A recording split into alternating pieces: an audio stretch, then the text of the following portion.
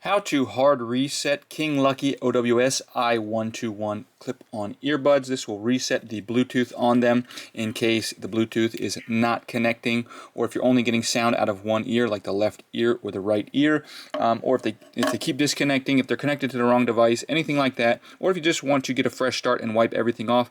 It's very easy to do. We can do this on either earbud. We're going to have both earbuds out of the case like so, and all I'm going to do is I'm going to come in and I'm going to tap 5 times on the back of one of the earbuds, and then we're going to listen. I'm going to do it. I'm going to be real quiet so you can hopefully hear the sound that it makes, indicating that the reset is complete. So I'm going to go like this. Didn't work that time. There it worked. Did you hear that ding, ding, ding?